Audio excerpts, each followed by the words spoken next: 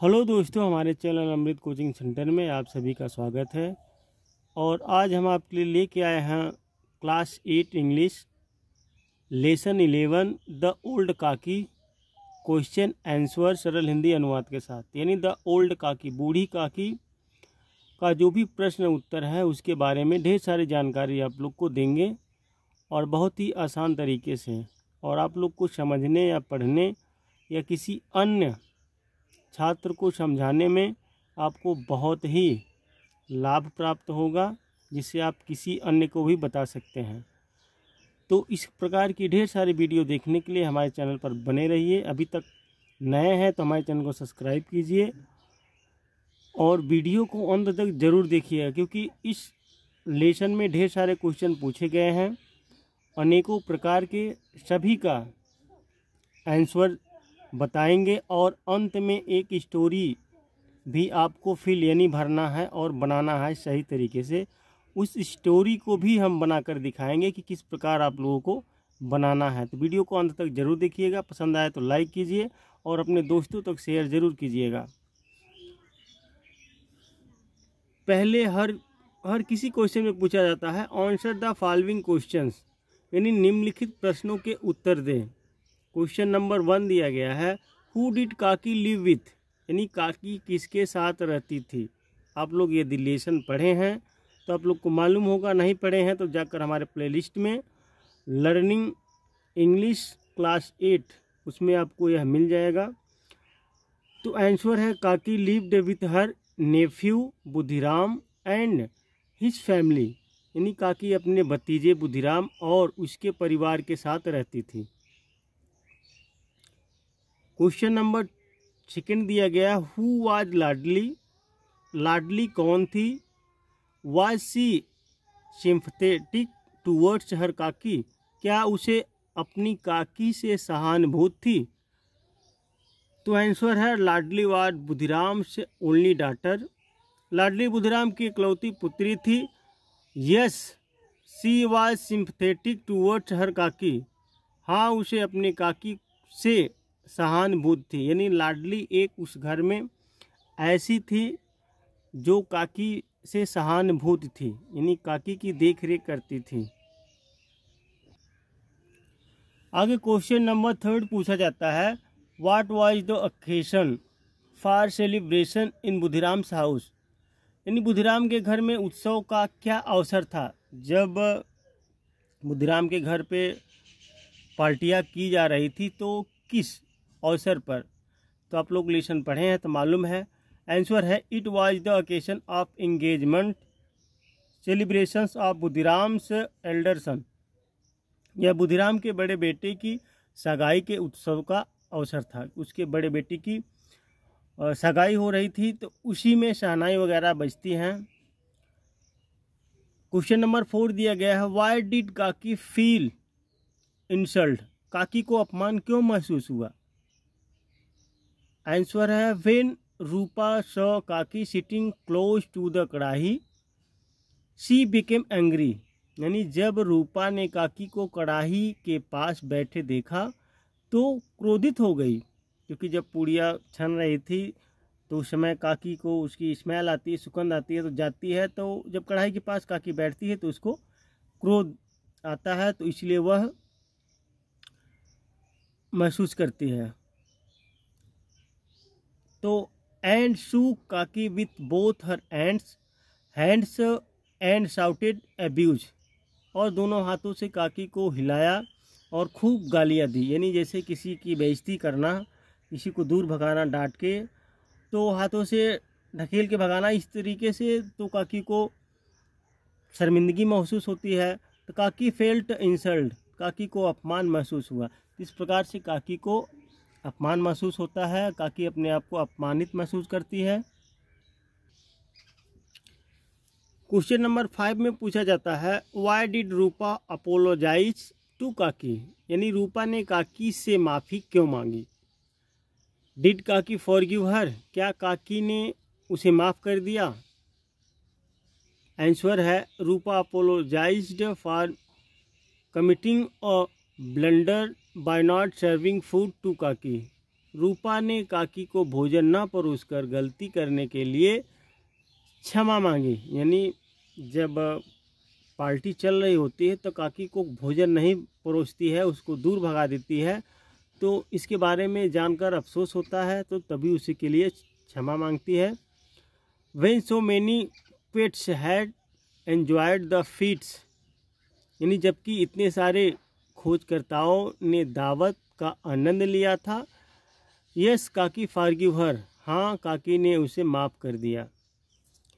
Question number 6 दिया गया है, why did Pandit Buddhiram become red with anger and what did he do.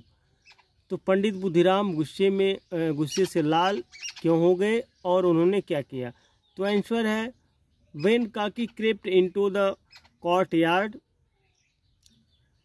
तो जब काकी आंगन में घुसी, where guests were having dinner, जहां मेहमान खाना खा रहे थे।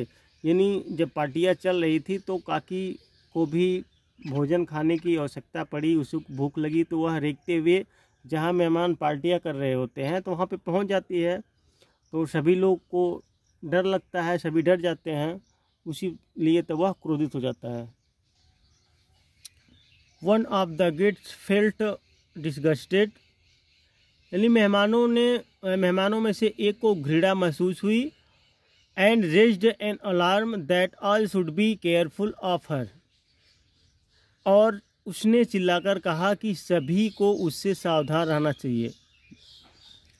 Looking at this Pandit Buddhiram became क्यूरिफाइयस, यानी फ्यूरियस, तो यह देखकर पंडित बुद्धिराम क्रोधित हो गए, क्योंकि मेहमान के बीच में जब जाती है तो एक को घृणा महसूस होता है, वह सभी को चिल्लाकर बोल देता है कि सभी को इससे सावधान रहना चाहिए।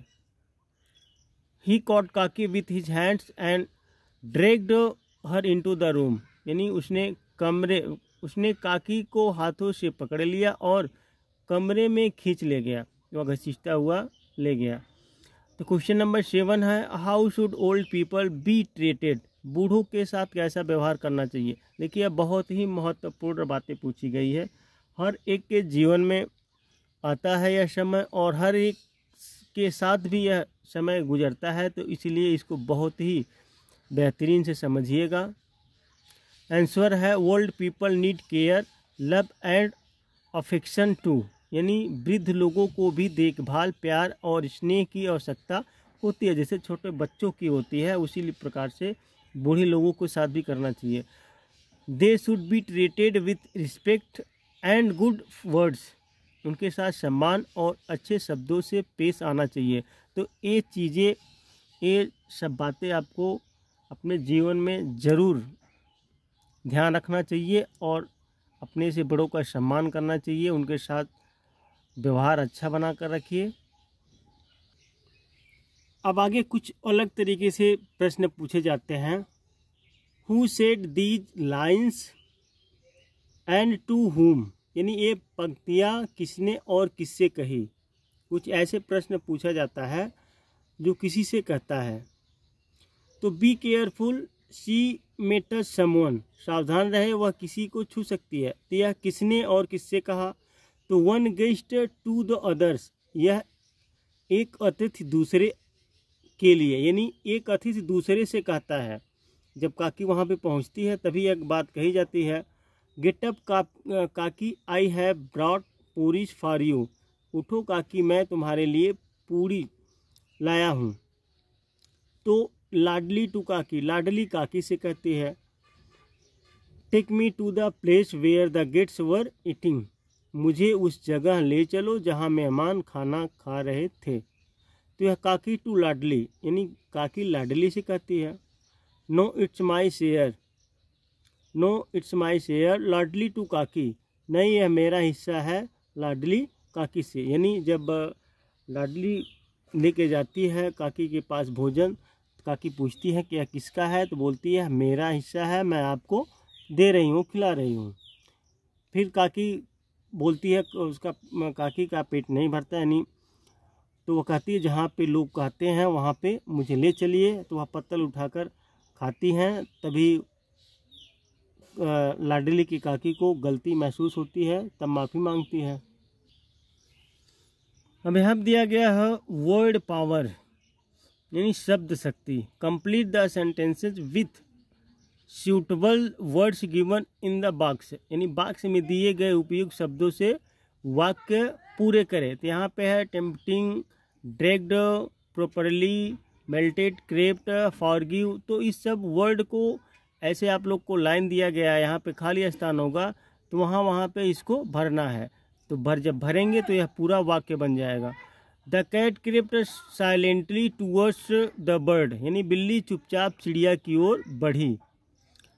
The ice cream in the cup melted as it was very hot, यानी कप में आइसक्रीम बहुत गर्म होने के कारण पिघल गई। The mother forgive me for my mistake, माँ ने मेरी गलती माफ़ कर दी।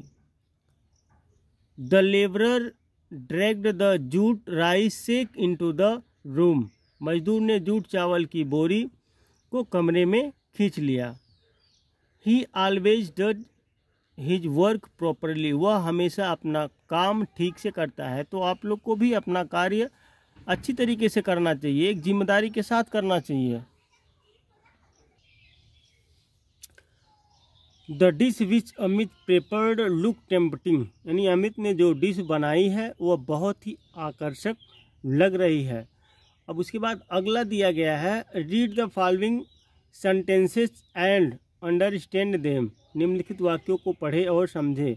यहाँ पे उपयोग करने के बारे में है। It refers to an action that is expected in the future, तो इट उस कार्रवाई को संदर्भित करता है जो भविष्य में अपेक्षित है। Already is use to refer to an action that happened earlier than the time expected, तो ऑलरेडी का उपयोग जो होता है किसी ऐसी कार्रवाई को संदर्भित करने के लिए किया जाता है जो अपेक्षित समय से पहले हुई हो। यानी जब हम अपेक्षा करते हैं कि 3 बजे और वह 3 बजे से पहले कोई कार्य हो जाता है तो वहाँ पे ऑलरेडी का उपयोग होता है। तो still is use to refer to an action और situation up to the present because it has not finished, यानी स्टिल का प्रयोग किसी ऐसी क्रिया या स्थिति को संदर्भित करने के लिए किया जाता है जो वर्तमान तक जारी रहती है क्योंकि यह समाप्त नहीं हुई है। जैसे अभी भी या अभी भी कार्य चल रहा है, तो इस प्रकार से इसका उपयोग होता है। अब इसका उपयोग कैसे करेंगे हम? लैंग्वेज प्रैक्टिस, यानी अब क्या है, now complete the following sentences using already yet still. अब निम्नलिखित वाक्यों को पहले से यानी अभी तक, अभी भी का प्रयोग करें। यानी इसमें उपयोग क्या करना है, ऑलरेडी, एट, स्टिल, तीनों वर्ड को जोड़कर एक वाक्य को पूरा करना है। तो यहाँ पे दे हैव ऑलरेडी लेफ्ट, पहले ही जा चुके हैं, यानी वे पहले ही जा चुके हैं। तो यहाँ पे ऑलरेडी भराया गया। यहाँ पे जैसे खाली स्थान है तो वहाँ पे इस चीज़ को जोड़ना है, तो आपको जोड़ कर इसको बनाना है। Are you still angry with me, क्या तुम अब भी मुझसे नाराज हो। तो यहाँ पे अब भी या अभी भी इस प्रकार से उपयोग करने के लिए स्टिल लगा है। We are not ready to leave it, यहाँ पे एट का उपयोग है, तो हम अभी जाने को तैयार नहीं हैं क्योंकि फ्यूचर में आ रहा है। She is already reached there, वह वहाँ पहुँच चुकी है। Sholay is still my favourite movie, Sholay आज भी मेरी पसंदीदा फिल्म है। Don't start the car yet, car अभी स्टार्ट न करें। वेट फॉर मंजू, तो मंजू का इंतज़ार करो। तो इस प्रकार से ये सब चीज़ें आपको खाली स्थान मिलेगा तो वहाँ पे सही तरीके से जोड़कर यहाँ पे भरना है। अब अगला क्वेश्चन पूछा गया है, complete the following story with the help of word given below, यानी निम्नलिखित कहानी को नीचे दिए गए शब्दों की सहायता से पूरा करें। अब एक स्टोरी आपको भरना है तो यहाँ पे कुछ शब्द दिए गए हैं, जहाँ जहाँ पे खाली स्थान है वहाँ पे इन शब्दों में से चुनकर उसको सही तरीके से बनाना है। तो इसको कहानी को अंत तक जरूर देखिएगा किसमें कैसे कैसे भराया है, तो किस प्रकार से कहानी एक सही तरीके से बन चुकी है। तो यहाँ पे tree, mouse, lion, walk, struggled, begged, to gnawed, laughed, repay, caught, trap, nibbling, sharp, noise, kill, pity, at last। तो इस सब चीज़ों के बारे में आप अच्छी तरीके से जानकारी प्राप्त कर पाएंगे।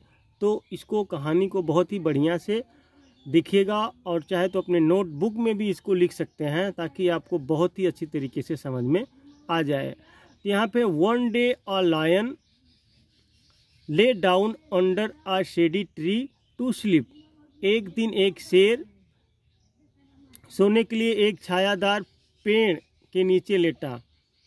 यहाँ पे लायन दिया गया है तो लायन को भरना है। जहाँ जहाँ पे खाली स्थान रहेगा जो चीज़ भरना है उसको देकर आप भर सकते हैं।